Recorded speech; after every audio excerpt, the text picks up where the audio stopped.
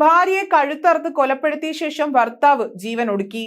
കിടപ്പുമുറിയിൽ വെച്ച് ഭാര്യയെ കഴുത്തറുത്ത് കൊലപ്പെടുത്തിയ ശേഷം മറ്റൊരു മുറിയിൽ ഭർത്താവ് തൂങ്ങി മരിക്കുകയായിരുന്നു. പറവൂർ കോട്ടുവള്ളി പഞ്ചായത്തിൽ കൊളയമ്പാട്ടം റോഡിൽ ഡ്രീംസ് വില്ലയിൽ വലത്തുവീട്ടിൽ വിദ്യാധരനാണ് ഭാര്യയെ വനജയെ കഴുത്തറുത്ത് കൊന്ന ശേഷം തൂങ്ങി മരിച്ചത്.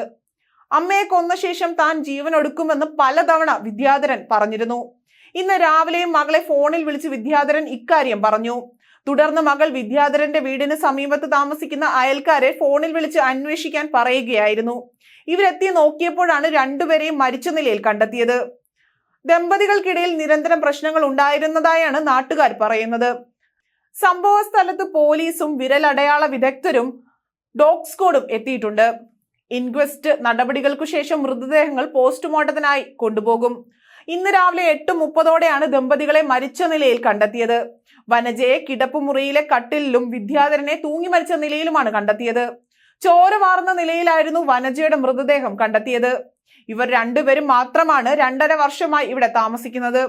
ഇവരുടെ പെൺകുട്ടികളുടെ വിവാഹം കഴിഞ്ഞ് ഭർത്തൃ വീട്ടുകളിലാണ് താമസിക്കുന്നത്. ഇളയ മകൾ ദിവ്യ വീടിനടുത്തുള്ള സൗഹൃദ നഗറിലും മൂത്ത മകൾ ദീപ ചങ്ങനാശ്ശേരിയിലുമാണ് കഴിയുന്നത്.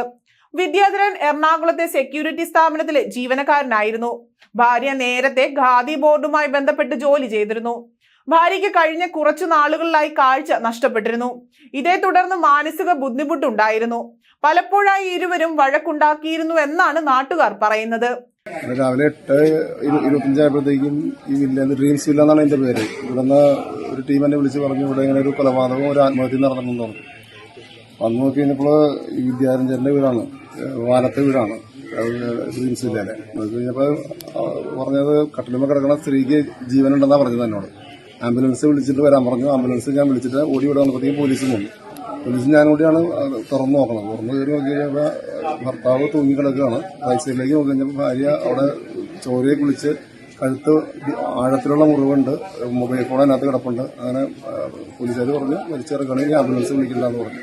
അങ്ങനെയാണ് നമുക്ക് കാണാൻ സാധിച്ചത്. തൊട്ടടുത്തുള്ള ആൾക്കാരോട് ചോദിച്ചപ്പോൾ പറഞ്ഞത് മോളെ വിളിച്ച് ഇദ്ദേഹം പറഞ്ഞു അമ്മയെ കൊന്നിട്ട് ഞാൻ ആത്മഹത്യ ചെയ്യുമെന്ന് പറഞ്ഞു എന്നാണ് പറയുന്നത്. അപ്പോൾ തൊട്ടടുത്തുള്ള വീട്ടിലെ ആളോട് മോള് വിളിച്ച് പറഞ്ഞു, 150 മീറ്റർ അപ്പുറത്തുള്ള മോള് വിളിച്ച് പറഞ്ഞു ആ വീട്ടിലെന്തോ കുഴപ്പം നടക്കണമെന്ന് പോയി നോക്കാൻ പറഞ്ഞു. ആ പുള്ളി കാലത്ത് ആ വീട്ടിലേക്ക് എങ്ങനെ പോകണമെന്ന് വിചാരിച്ചിട്ട് കാലത്ത് ഒരു കപ്പങ്ങയൊക്കെ കയ്യിലിട്ട് കപ്പങ്ങ കൊടുക്കാന്നുള്ള കാര്യം അവിടെ ചെന്നപ്പോൾ വാതില് പൂട്ടിയിട്ടുണ്ടായിരുന്നില്ല. തള്ളി തുറന്നു നോക്കിയപ്പോൾ ഇങ്ങനെ കിടക്കുകയാണ്.